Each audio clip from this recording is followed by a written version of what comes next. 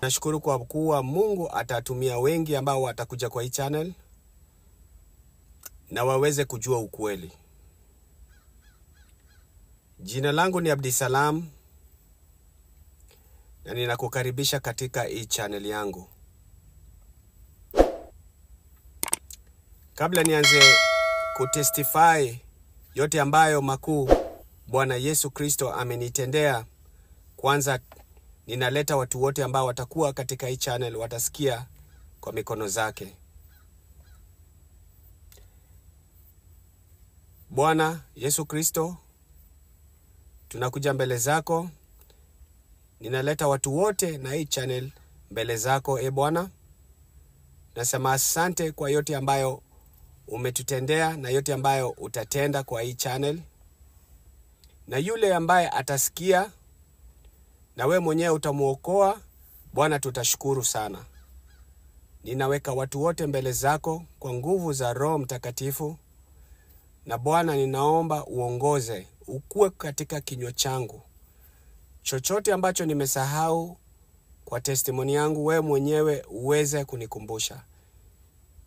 Ninaomba yote katika jina lako Yesu Kristo Mwokozi wetu. Amina. Hii channel ni ya kusifu Bwana Yesu Kristo na matendo yote makuu ambayo amenitendea na ambayo ninajua ametendea wengi. Ninakukaribisha tena. Jina langu ni Abdisalam na nitakueleza yote ambayo yalinitendekea. Maisha yangu yote nilikuwa Muislamu. Na familia yangu yote, madada zangu, mama yangu, baba yangu, mandugu zangu, wajukuu wote ni Waislamu. Nikiangalia ukoo wangu wa baba yangu, wa mama yangu, nikisema mababu zangu na mababu zangu, wote walikuwa Waislamu. Na nilizaliwa kwa tumbo ya mama yangu, nikitoka yote nilikuwa nikijua maisha yangu yote ni Uislamu. Kuenda kwa madrasa na kuomba na kufunga, yote mimi nilikuwa nikijua ni Uislamu.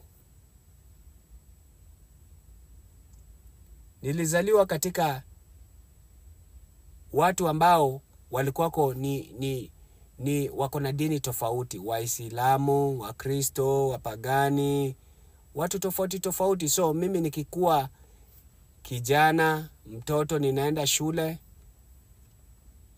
maisha yangu yote nilikuwa najua mimi ni Muislamu, lakini pia nilikuwa najua kuna dini mengi tofauti tofauti. Lakini kama mtoto sijawahi shughulika na mambo ya dini sana nikiwa mdogo, kwa sababu wewe bado ni mchanga. So wewe ukikuwa na marafiki, unaweza kuwa na marafiki wapagani, Wakristo, marafiki tu wale tunacheza nao.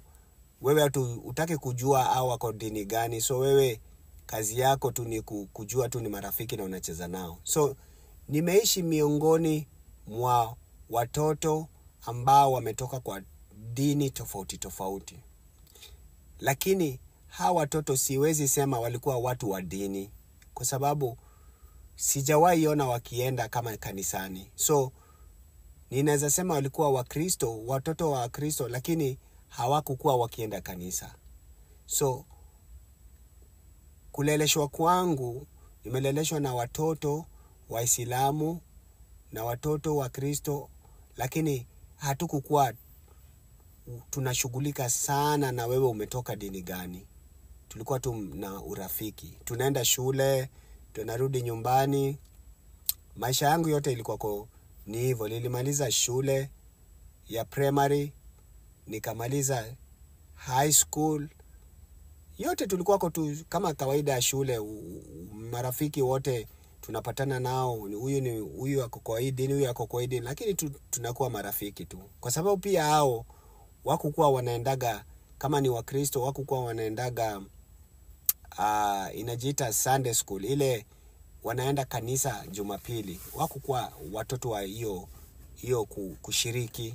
So nilikuwa tu na ile utoto, nimeleleshwa na ile kukuwa na marafiki kando kando tofauti, lakini tukikuja pamoja hakuna mtu anaongea mambo ya dini. Dini tunaijua ndani ya familia. Tunajua kuwa baba yako anakuambia uende mosque, mama yako wanafunga, watu wanafunga kabisa, wanashikilia dini. Lakini ukitoka nje kucheza na marafiki zako, unajipata kuwa wewe hauna hiyo mambo ya udini. Hiyo ndio maisha yangu ilikuwa. Na hiki najua hii watu wengi pia wamepitia hii. Marafiki na watu wa familia ni tofauti. Watu wa familia unajua unashikilia dini, unaenda mosque, unapiga tarawih, kama ni siku ya Ramadhan, kama ni unafunga hiyo mwezi ya Ramadhan, kama ni kuenda mosque, unaenda kama watoto kuenda kufundishwa. Unajua ilikuwa kama kawaida msikiti. Watu wanaenda, tunafunga, tunarudi nyumbani. Wengine tunafunga, wengine wanaomba masala 5 kwa siku. Hiyo ilikuwa tu ni maisha kwa sababu nimeleleshwa kwa Uislamu. Na hata nguruwe sijawahi kula.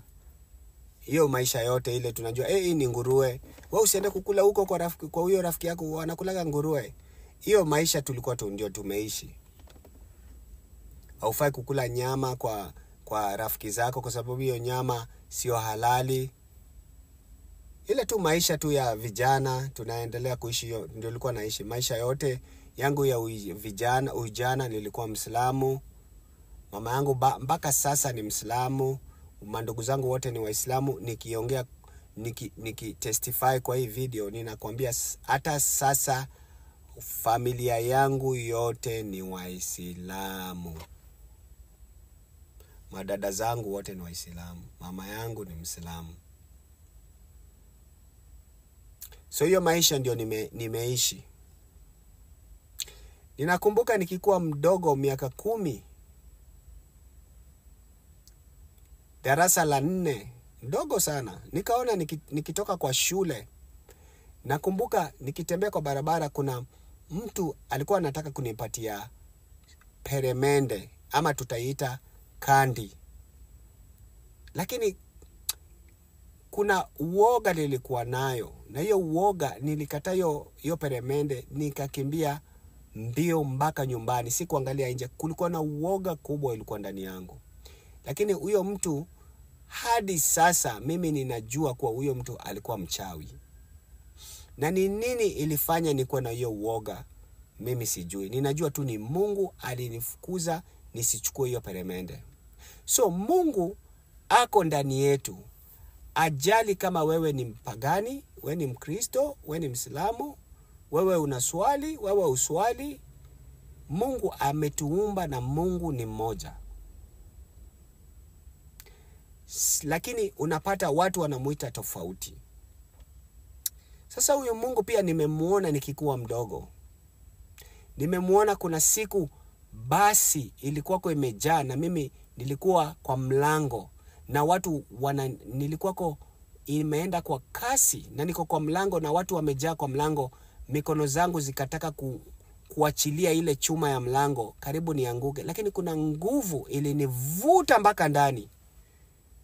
So kwa maisha yangu nimeona Mungu mara 2 kwa ukubwa. Lakini huyu Mungu ni nani? Sisi tulikuwa tunamuita, mimi nilikuwa namuita Allah. Kwa akili yangu sijawahi ambia familia hii yote ambayo yalinitendekea. Hata nikirudi nyumbani sijawahi ambia babangu ni nini alinitendekea. Lakini nilikuwa ninajua tu ni Mungu amenisaidia. Kama watu wote, kama kawaida, Mungu akikusaidia unasema haki ni Mungu. Haki hii ni Mungu. So maisha yangu yote nikitembea na marafiki zangu hawakuwa wameokoka. So sijawahi ingia kanisa, sijawahi enda kwa pasta, hata sijawahi jua Yesu Kristo kweli ni nani. Nitakujibu hivyo. Mimi ni Mwislamu na tukifuata kwa dini yetu tunajua Yesu Kristo ni nabii. So mimi sijawahi kwa utoto wangu na ukubwa wangu mpaka nimezeeka mpaka sasa sijawahi kuja kugundua kushughulika kuwa Yesu ni nani. So hata watu wakimuona kwa video ama tukikuwa wadogo tunaenda kuona video ya Yesu kwa msalaba, zile video za kawaida, lakini haijawahi iniingia Yesu ni nani. Mimi najua tu Yesu ni mtu anahusu wa Kristo. Na nikisoma Kurani yangu sijawahi shughulika sana na kama kawaida watu wengi Waislamu hawashughulikagi na Yesu ni nani. Wanajua kwa Islamu ni Isa, lakini kwa undani hawamjui Isa ni nani. Wanajua tu Isa ni nabii. So Isa ama Yesu tunaweza sema kwa Uislamu ni mtu tu kama wa kawaida kama Musa, lakini si mtu wa kutilia vikwazo sana. So Quran utapata imetamka Muhammad. Ukienda kuangalia Muhammad, kama sijakosea, ameandikwa mara 4. Lakini utapata Isa ameandikwa mara 44. Nadhania kama 40 mpaka 44. Yaani ameandikwa sana kuliko hata Muhammad. Lakini huyu Isa utapata watu wengi Waislamu wakitaka kumjua kwa sababu amewekwa chini. Yeye tu ni kama binadamu wa kawaida, kama tu mtume wa Mungu. So kama mimi kijana sijawahi shughulika sana na mambo ya kujua huyu Yesu ni nani ama huyu ni nani ama huyu marafiki zangu wanaenda kwa dini gani. Mimi nilikuwa na marafiki.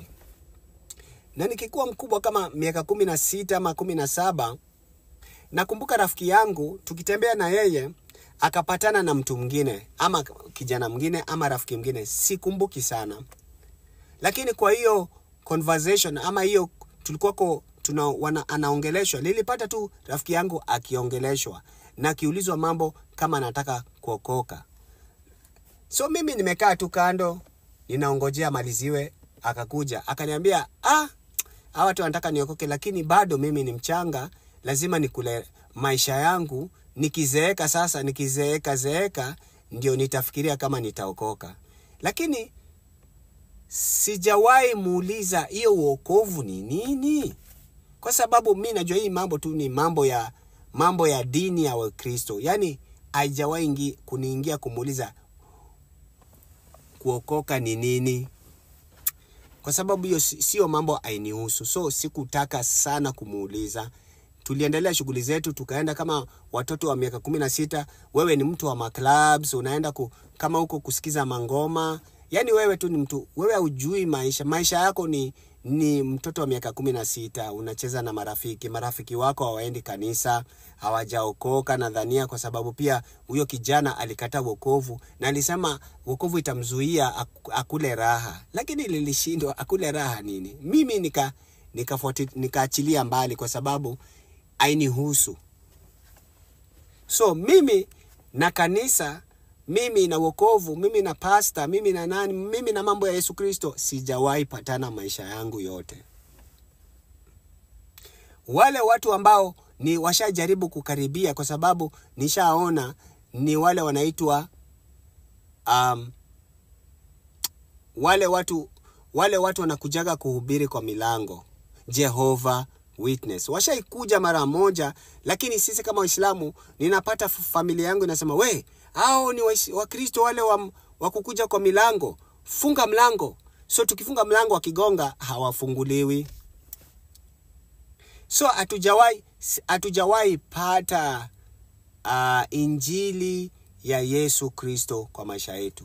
Familia yangu haijawahi pata, kwa sababu mimi ninawajua vizuri, mama yangu, dada zangu. Hao ni watu ambao ni kama Waislamu wengine, hawapokeagi injili. Na mtu wa injili akikuja, wanamsikiza dakika 2-3, wanamwambia sawa, tumesikiza, weenda. Kama kawaida, kwa sababu dini ni tofauti. Na huyu Waislamu wanaonaga kuwa wewe unampotezea nafasi. So, maisha yangu yote sijawahi patana na huyu mtu anaitwa Yesu Kristo. Sijawahi shughulika na kupatana na watu wa Kristo ambao wanafuata dini. Sijawahi patana na pastor ama rafiki yangu ama mandugu zangu ama watu wa karibu ambao wanashugulika sana na dini ya Yesu Kristo. Marafiki wangu walikuwa tu watu wa kawaida, na walikuwa tu wanashughulika na mambo za kawaida, zile za kawaida. Unaenda shule, unataka kutafuta kazi, kama ni ulevi, ni usherati, mambo za kawaida hapa na pale. Sijawahi patana mtu ameokoka ama mtu wokovu. Sijawahi patana maisha yangu yote. Maisha yangu ilikuwa kwa sisi ni Waislamu, tunashughulika na mambo zetu, tunaenda kwa market ama pahali watu wananunua chakula ni kwa Waislamu, tunaenda kwa marafiki ni Waislamu, tunakaa tumewekwa kando. Lakini huyu Yesu Kristo, Mungu ni wa maajabu. Hata kama utawekwa kando, utapatana na yeye siku moja. Utapatana na yeye siku moja. Na ile siku amenipata, nimekuwa mzee, niko na familia, kuna watoto, nimezeeka, mimi tu naendaga kazi, na kazi yangu kama mtu mkubwa ni kuenda kazi na kurudi nyumbani. Hiyo mambo ya utoto tuliacha. So kazi yako ni kutia bidii, ni kuenda kazi, kurudi nyumbani. Kuenda kazi, kurudi nyumbani. Kuenda kazi, kurudi nyumbani. Sasa, hivi ndio sasa mambo yalinitendekea. Siku moja mimi nikishughulika na kuangalia YouTube, nikapata pastor anaongea mambo ya Yesu Kristo. Alikuwako anasoma Isaiah 53. Isaiah chapter 53. Nilimsikiza kama dakika 10-15. Na alikuwa anasema kuwa Yesu Kristo ndio ako kwa Isaiah 53. Lakini sikuisikia sana. Ilikuwa kama dakika, kwa sababu ilifanyika kitambo, naweza sema ni kama dakika 10-15 nilimsikiza. Sasa kuna kitu ndani yangu ilifanyika. Nikikuwa ndani ya nyumba yangu, nikifungua kabati, kuna kabati ya kawaida, nikapata Biblia ndogo, nikashangaa sana. Wakati nilismalizana na hiyo YouTube, pengine ilikuwa kwa hiyo siku ama hiyo siku nyingine, nikapata Biblia kwa kabati yangu. Na hii Biblia nikijikumbusha niliitoa wapi? Hii Biblia ni miaka karibu 10 nilipatana na watu tu, au watu wanapatiananga watu Jehovah Witness. Au walikuja kwa mlango, nadhania nadhani walitupatia Biblia, lakini sikumbuki sana hii Biblia ilitoka wapi.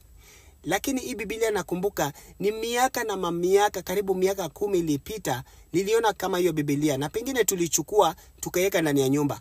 Ilikuwa kwa wapi? Mimi sikumbuki. Lakini hiyo Biblia niliipata kwa kabati ambayo mimi mwenyewe sidhani ningeiona, kwa sababu hiyo kabati nilikuwa ninaifungua kila saa ninaweka nguo.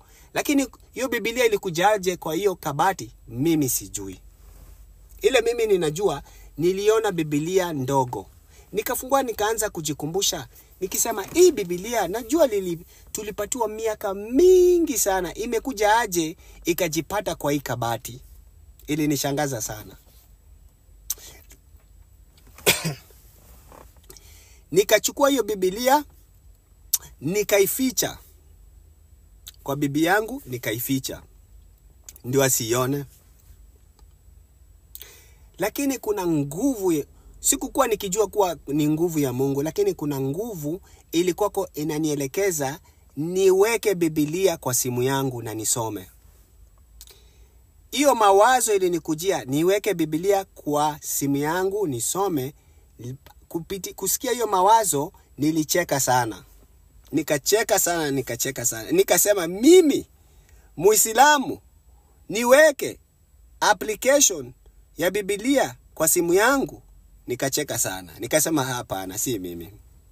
Lakini kwa sababu kulikuwa kuna nguvu ya Mungu, lakini sikukuwa najua ni nguvu ya Mungu, ilisisitiza na nikaweka hiyo Biblia. Nikaweka Biblia kwa application, nikaficha hiyo application ndio mtu yoyote asione nimeweka Biblia ya Ukristo. Lilishangaa sana. Nilificha ndani ya simu yangu isionekane. Sasa kazi yangu ilikuwa ni kuenda kazini, kurudi nyumbani. Nikirudi nyumbani saa 12, ninakaa kwa kitanda, ninaanza kusoma Isaya mwanzo mpaka Isaya chapter nadhania 63. So Isaya iko na chapters kutoka mwanzo karibu 60 na kitu, 65, 66 hapo. Nilisoma Isaya yote. Lakini nilichukua karibu mawiki kadhaa. Kila siku ninatoka nyumbani, naenda kazini, narudi nyumbani saa 12, ninakaa kwa nyumba yangu, ninafunga mlango ya bedroom yangu, ninaanza kusoma chapter 1, chapter 2, chapter 3, chapter 4. Pole pole. Kufika chapter 40 ama tunaweza sema chapter 40. Hapo ndio sasa moto ikaanza. Nikaanza kuona Yesu Kristo akiongelewa. Chapter 40, chapter 41, 42. Yesu anaongelewa na Mungu. Yeye ni nani? Atakuja duniani kufanya nini? Yeye amekuja kuleta nini? Yote inaongelewa. Chapter 43, chapter 44, 48, 50. Kufika 53 nilishangaa sana. Nilijua kuwa Yesu Kristo alikufa kwa sababu yangu. Chapter 53 ambayo yule pastor aliongea, nilifika hiyo chapter 53, nikajua kwa moyo wangu wa ndani kuwa huyu Yesu alikufa kwa sababu yangu. Sasa kujua ukweli, nikarudi tena kwa Quran. Kwa sababu huyu Yesu sijawahi mshughulika, ama Isa sijawahi shughulika kumjua kwa Quran. Nikasoma Quran. Miriam, chapter ya Miriam, chapter hizo zote ambazo zinahusu Yesu Kristo. Lakini nikakuja kugundua siri moja, kuwa huyu Yesu na huyu Isa ni watu tofauti sana. Kuwa Yesu Kristo huyu wa Biblia niliamini hakika kuwa alikufa kwa sababu yangu. Nilijuaje? Mimi sijui, lakini imani nilipatiwa kuwa nijue kuwa huyu alikufa kwa sababu yangu. Nikiangalia ule wa Quran, Isa, sioni popote alikufa kwa sababu yangu. Inashangaza sana. Lakini nikirudi kwa Biblia, ninaamini na nina hakika kuwa huyu Yesu Kristo wa Biblia ambaye sio Isa alikufa kwa sababu yangu. Ilinishangaza sana. Sasa mimi kujua kuwa huyu Yesu Kristo alikufa kwa sababu yangu, nilikuwa najiuliza sasa, saa amekufa, sasa nifanye nini? Amekufa, mimi si Mkristo, siendaki kanisa, sijui mambo yote ya wokovu, mimi sijui kitu yote. Mimi ni Muislamu, niko ndani ya nyumba yangu, ninashughulika na maisha yangu. Hainihusu kujua kuwa Yesu alikufa kwa sababu yangu. Mimi nilijua tu alikufa kwa sababu yangu. Hata mtu akiniambia Muislamu, Yesu alikufa kwa sababu yako, mimi namwambia lakini sijui kwa nini. Kwa sababu sijawahi maisha yangu soma Biblia. Hiyo ndio siku yangu ya kwanza kusoma Biblia, Isaiah chapter yote, na kujua kwa Yesu alikufa juu yangu. Chapter 53.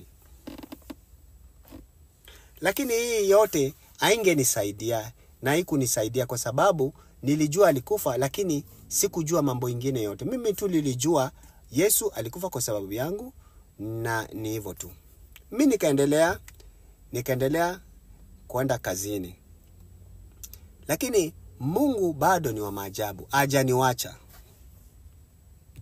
Kwa sababu alijua mimi sijui wokovu ni nini. Anajua mimi sijawahi enda kanisa. Anajua mimi sijawahi patana na pasta. Anajua huyu kijana ni Muislamu kamili, ajue kitu yote. Hivi ndio alifanya tena. Kuko na mwanamuziki ambaye alikufa. Na huyu mwanamuziki ni wa hip hop, ni hizi mangoma za Kiamerika. Na huyu mwanamuziki kabla akufe, jina lake ni DMX. DMX. Na unajua sisi tulikuwa kwa watu wa club, watu wa kuenda muziki hapa na pale nikikuwa mdogo. So ninamjua DMX. Na huyu DMX sijawahi shughulika kumuona, angalia kwa YouTube. Lakini hiyo wiki ilifuatilia, hizo siku tu nikamuona kwa YouTube akiongea. Kama dakika 13 ilikuwa kwa video yake ya mwisho kabla akufe. Na hiyo ndio video yake ya mwisho aliifanya. Hata ukienda kwa YouTube pengine bado iko. Ni DMX. Sasa DMX alikuwa anaongea, ilikuwa kwa kama dakika 13, alikuwa anaongea maisha yake. Anaongea anasikia ni kama kuna kitu mbaya. Ukiangalia uso wake unaona ni kama huyu mtu anajua anaenda kukufa. So alikuwa na huzuni sana akiongea. Lakini alikuwa anaongea mambo ya Biblia sana. Hiyo dakika 13 anaongea mambo ya Biblia hapa na pale, Biblia hapa na pale. Lakini saa zile alienda kumaliza hiyo masaa dakika ya mwisho, akasema kitu ya maajabu sana.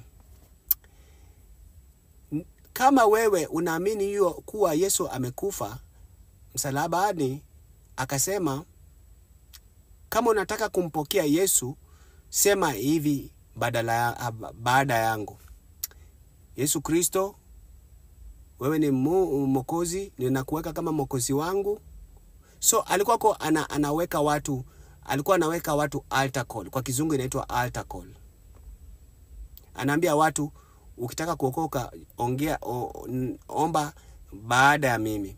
So lakini kwa hii video yake ya 10, hii video yake kutoka mwanzo mpaka mwisho kulikuwa kuna nguvu fulani ilikuwa inanisukuma nisikize. Sikukuwa najua ni Mungu kwa hiyo wakati. Nilikuwa ninasikia kuna nguvu fulani inanisukuma nisikize. Na nikishasikiza hiyo yote ambayo DMX alisema, ilikuwa ni kama inataka niseme nifuatilie vile DMX alisema. Ninamaanisha altar call. Kuitikia kwa Yesu ndio Mwokozi na Bwana wa maisha yako. So huyo mtu alirudia akasema, kama unataka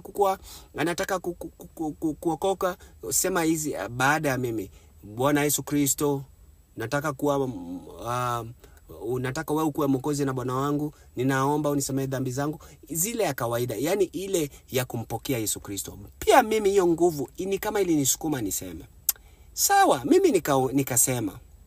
Kusema nilikuwa nataka niseme nione hiyo nguvu itafanya nini, kwa sababu ilikuwa ni nguvu ya Mungu ndani inanisukuma niseme. Lakini kwa wakati huo sikukuwa naelewa ni nini. Nilikuwa najua kuna nguvu, lakini hii ni nini? Ni kama inanisukuma niseme. Nikasema nikitarajia kuwa pengine hiyo nguvu itaendelea. Lakini baada ya kusema hiyo nguvu ikapotea. Nikashindwa na hiyo nguvu imepotea. Tena nikarudia hiyo video, nikasikiza dakika 15 ama ilikuwa kama 15 kama sijakosea. Akamaliza. Tena akasema, kama unataka kumpokea Yesu, sema baada ya mimi. Tena nikairudia, nione kama pengine hiyo nguvu itaweza kunirudia tena. Lakini hiyo nguvu haikurudi tena. So mimi nikafuatilia, nikawachana nayo. Umeona hapo? Mungu amefanya vitu mbili. Amefanya kwanza niamini Yesu Kristo kupitia Biblia bila kufundishwa na pasta yoyote. Na Mungu alijua lazima nikiri kwa mdomo wangu kuwa Yesu ni Kristo, kuwa Yesu ni Bwana. Na alitumia mtu mwingine kuongea na mimi niweze kurudia hizo maneno. Nikirudia hizo maneno sikuwa naelewa kwanza nini nasema. Nilisema tu. Lakini Mungu kumbe alikuwa ameniokoa. Lakini wakati huo wote mimi sijui mambo yote ya Ukristo, sijui mambo yote ya ukanisa, sijui wokovu ni nini. Mimi ni Muislamu na nimesoma tu Biblia na nikafuatilisha maneno kwa huyu mwanamuziki. Maisha yangu wiki ya kwanza, nadhania wiki ya pili, ya tatu ikageuka. Nikaanza kusikia sauti inaniambia wacha dhambi. Nilikuwa napenda sana kudanganyana. Nilikuwa napenda sana mambo ya pesa, so ninadanganyana mambo ya pesa. Sauti inaniambia wacha dhambi. Niwache, yani kudanganyana. So nikaenda nikaambia bibi yangu, kuna sauti ambayo haitaki mimi nidanganyane. Yani kabisa sitaki kudanganyana. Sitaki kabisa kudanganyana. Nimekataa kudanganyana. Yani kila kitu iligeuzwa. Sijui nitakwambia nini ndugu zangu. Mimi nilikuwa napenda miziki za kidunia. Lakini kupata tu hiyo wokovu, sikukuwa ninajua hiyo ni wokovu. Miziki zangu zote ziligeuzwa za kidunia, nikaanza kusikia wimbo wa Kristo. Nikaanza kusikiza gospel music. Sijui ndakuexplain aje. Ni kama taa, unawakisha taa na unapoza taa. Mungu aliwakisha taa na akapoza taa. Inamaanisha kuwa miziki zote za kidunia alizitoa dakika moja na akaanza kuniwekea miziki zote za kikanisa. Lilishangaa sana. Mimi Muislamu nilicheka sana. Ati nianze kusikiza muziki za kikanisa, nilicheka sana. Nilijua kuna kitu inanifanyikia. Lakini sijui ni nini. Mimi sijui wokovu ni nini. Lakini hiyo ni kama mwezi hiyo ya pili, ninasikia yani ninatamani sana kusikiza ngoma za Ukristo. Ngoma za Ukristo, ngoma za kusifu Yesu. Ninatamani sana. Yani bila hiyo ninachukia ngoma zingine. Ni kama umegeuzwa. Mungu alinigeuzia test. Tamaa ilitoka yote ngoma za kidunia, nikaanza kusikiza ngoma za kikanisa na nikaambia bibi yangu kuna kitu inanifanyikia. Hii kitu lilificha. Hata kwa bibi yangu lilificha sana. Lakini huwezi ficha. Kwa sababu Mungu akitaka ulipue kwa mdomo wako, alifanya siku moja nimwambie, unajua mimi kabla nijue mimi nimeokoka, kabla nijue mimi ni Ukristo, kuna kitu ilinifanyikia. Ndio nijue kweli mimi nimeokoka. Ili nishangaza sana. Niligeuzwa muziki. Nilikuwa nasikia sauti inaniambia niwache dhambi, niwache kudanganyana. Lakini nilikuwa nashindwa ni nini. Sasa siku moja nikaenda kwa internet. Nikaangalia, nikasema hizi vitu zinanifanyikia ni nini? Mbona nasikia sauti inaniambia niache dhambi, niache kudanganyana? Mbona ninaanza kupenda wimbo za Ukristo, za kusifu Yesu? Nikaenda kutafuta sasa, kwa sababu mimi sijawahi enda kanisa na sijawahi enda kwa pastor. Marafiki zangu hakuna yule ni Mkristo, wote ni Waislamu. Nikaenda kwa internet, nikaanza kujitafuta, nikasema hii kitu inanifanyikia ni nini? Nikajipata hiyo kitu inaitwa wokovu. Ati umepata kitu inaitwa salvation ama wokovu. Nikacheka sana, nikasema wokovu tena ni nini? Sasa kuna siku hizo vitu zote nimeficha watu wote wangu wa familia yangu. Hakuna mtu yote anajua hii mambo yote ikifanyika. Ni mimi tu. Siri ilikuwa tu ni mimi. Siku moja nikikuwa ndani ya nyumba yangu nikitengeneza choo yangu ilikuwa imeharibika, nikajiuliza swali. Ni mimi nimejiokoa ama ni nini imefanyika? nimejiokoa aje? Yani mimi najiuliza, nimesemekana kwa internet inasema mimi nimeokoka. Na mimi nimekweli, mimi nimejiokoa? Lakini sauti ikaniambia, msikilizaji wangu, sauti ikaniambia kuwa mimi ndio ninatembea na wewe. Kusikia hiyo sauti nikasema, wewe Mungu, kumbe wewe ndio umeniokoa, si ati ni akili zangu. Lakini Mungu hakunijibu. Ile tu mimi najua aliniambia ni mimi nilikuwa ninatembea na wewe. Ndio kila kitu ikarudi kuwa huyu Mungu ameniokoa, huyu Mungu wa Ukristo ambaye ameniokoa ndio alikuwa na mimi kutoka nikuwe mdogo. Kumaanisha yule mchawi hakunifanya uchawi kwa sababu ni ya huyu Mungu wa Ukristo. Ile siku karibu nianguke na basi, sikuanguka ni kwa sababu huyu Mungu ambaye ameniambia saa hii yeye ndio ameniokoa na yeye ndio alikuwa na mimi, yeye ndio alikuwa anatembea na mimi maisha yangu yote. Ili nishangaza sana. Kitu ya pili, nilishangaa sana kuwa Mungu kumbe anaongea. Ili nishangaza sana. Kwa sababu tunajua kwa Quran na kwa Uislamu hakuna mtu yote anaweza usikia sauti ya Mungu. Mungu ashirikiani na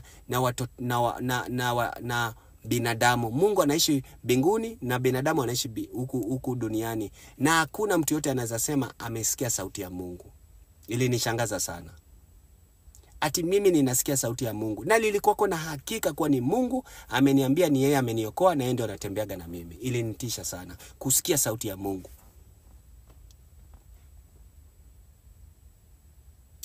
Kuna siku moja sasa ilibidi nikuje niambia familia yangu.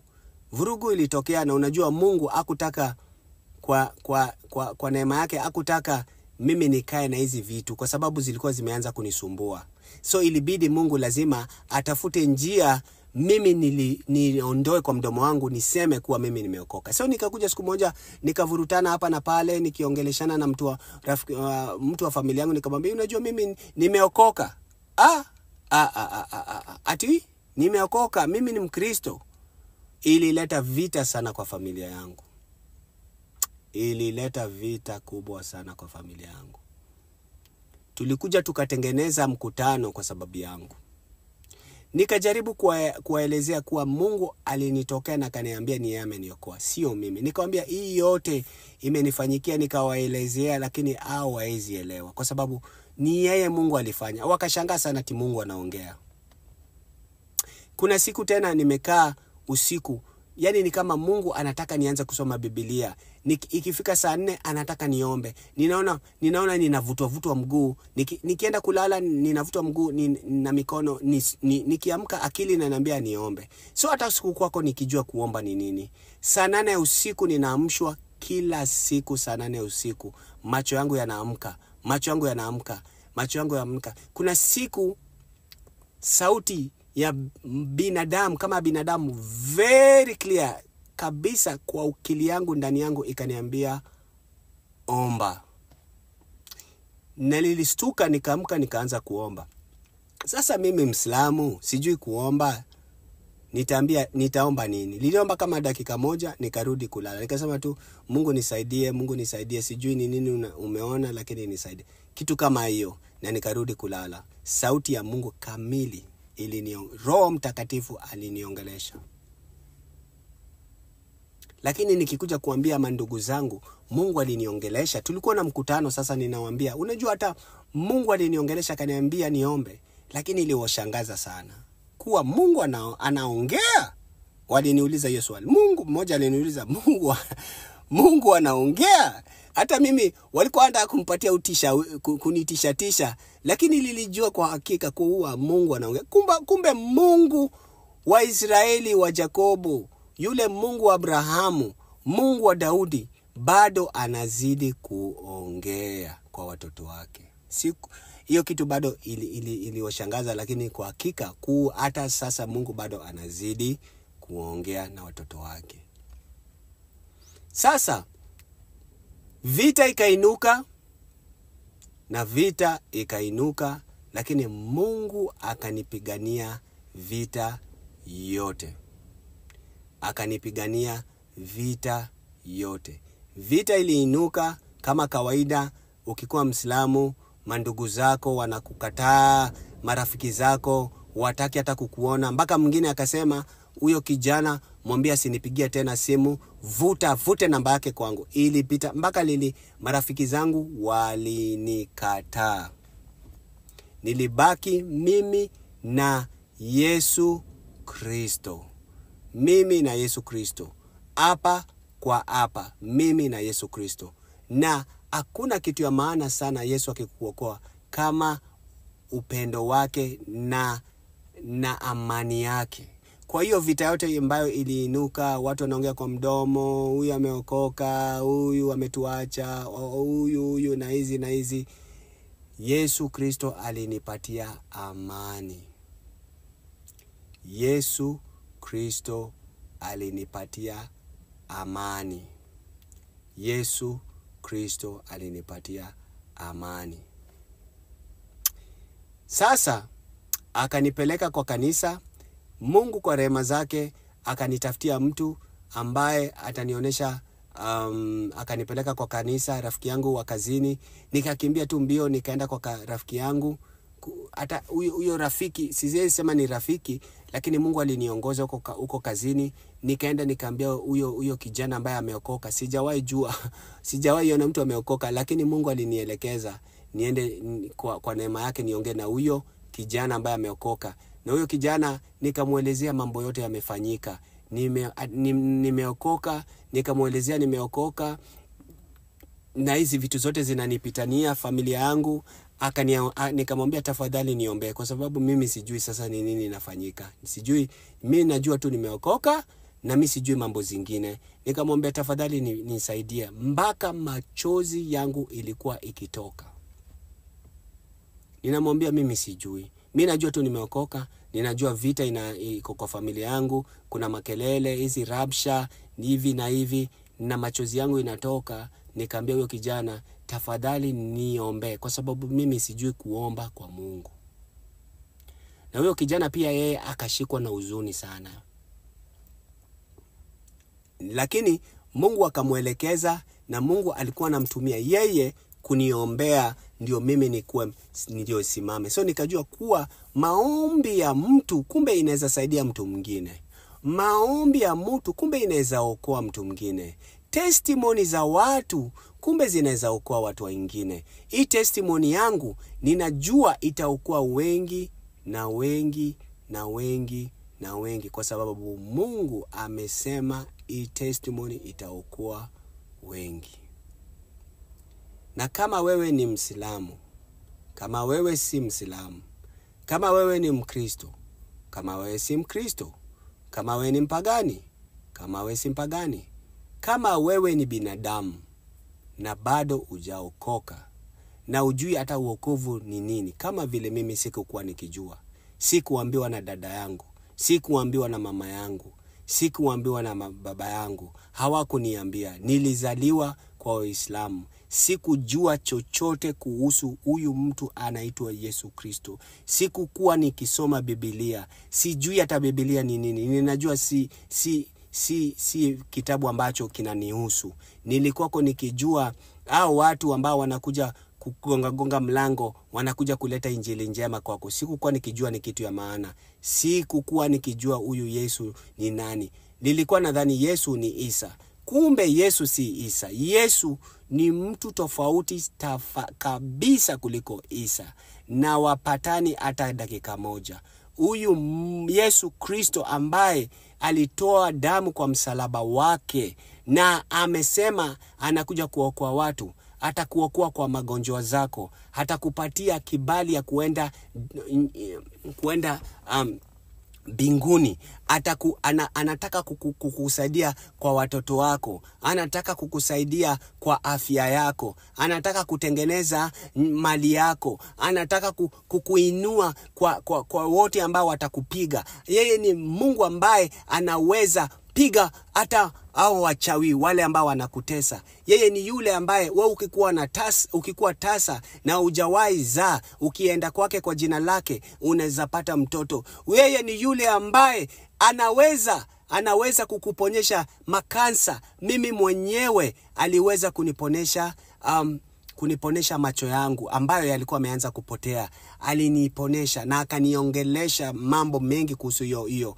Yeye ni Mungu ambaye anaweza fanya matendo makuu. Wewe kama ambaye unateseka kwa maisha yako, wewe hujui ni nani utaoa, wewe hujui ni siku gani utamaliza shule, hauna pesa ya shule, wewe ambaye unateswa na baba yako na mama yako, wanakupiga, wanakusumbua, wanakutesa, wewe ambaye unaishi katika familia ya wachawi, wanatoa makafara za sadaka za damu, wewe ambaye hujui Mungu wa ukweli, wewe ambaye hujui hiyo msalaba ni nini. Mimi sikujua msalaba ni nini. Wewe ambaye unalia kila siku, wewe ambaye ni malaya, kila siku unajiuza, unashindwa mwisho wako ni wapi. Wewe ambaye uko ndani ya club, unalewa, unashindwa mwisho wako ni wapi. Wewe ambaye umeteseka, siku ya leo mimi nakuambia, hata mimi nilikuwa kama wewe. Sikukuwako nikijua huyu Yesu ni nani.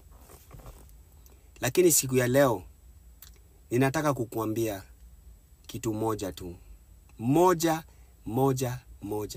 Kuwa huyu Yesu atakutoa kwa hiyo mizigo.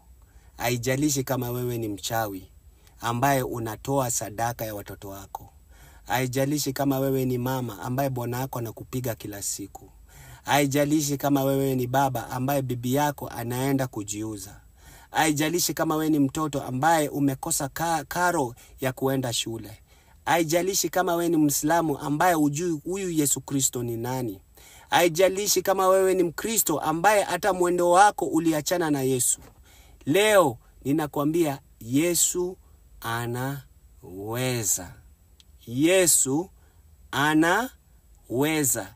Yesu anaweza. Yesu anaweza.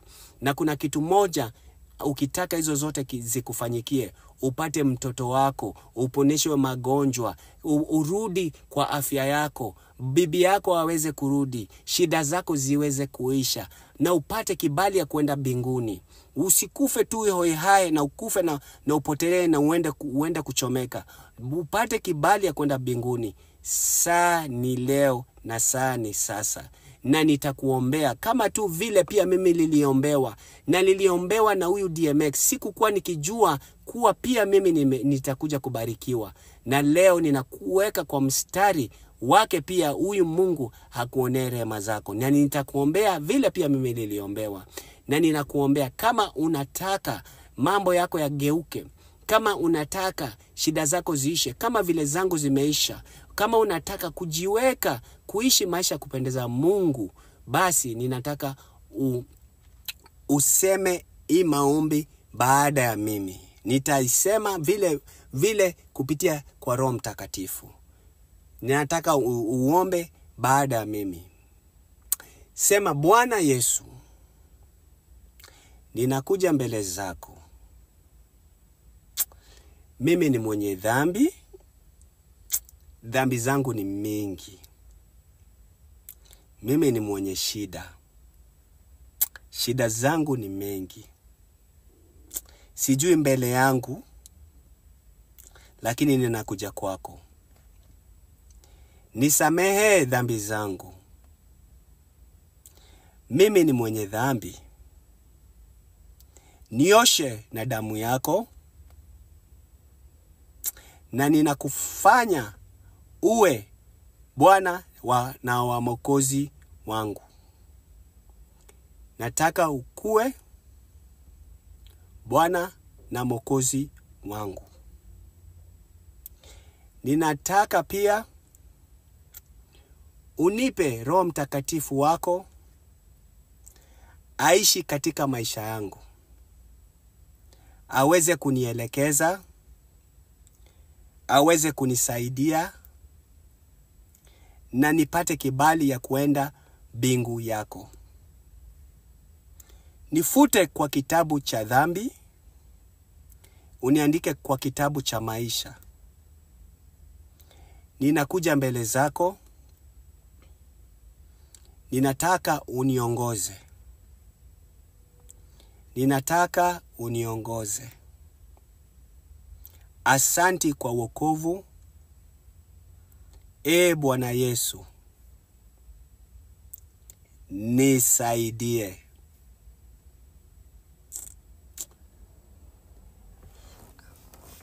Asante sana. Asante kwa kuomba na mimi, na ninajua na ninashukuru kuwa Mungu atakuokoa. Kwa yule atatamka hizo maneno, haijalishi kama wewe uko kwa nyumba yako, wewe ni Muislamu umejificha kwa nyumba, bwana yako amekutesa, lakini leo unataka kuona Mungu akikutendea, unaweza omba tu hizo maombi na Mungu atakuwa na wewe milele na milele, na atajifunua vile alijifunua kwa maisha yangu. Hii maombi nimeiweka mbele yako, Bwana Yesu Kristo. Roho Mtakatifu, naomba ulete wengi kwa mbele zako, wengi waweze kuokoka kwa matamshi ambayo nimesema, na wengi waweze kukuinua Yesu Kristo. Midomo zao ziweze kukuinua kuwa wewe ndio Mwokozi na Bwana wetu. Ninaomba Baba, hii video uitakase na mafuta ya Roho Mtakatifu iweze kufikia wengi. Wengi waweze kuokoka, na wengi waweze kurudi kwa hii video ama hii channel na washuhudie kuwa waliokoka kupitia maneno haya. Mungu tusaidie. Ninaweka watu wote ambao watasikia kwa hii video mbele zako, Bwana.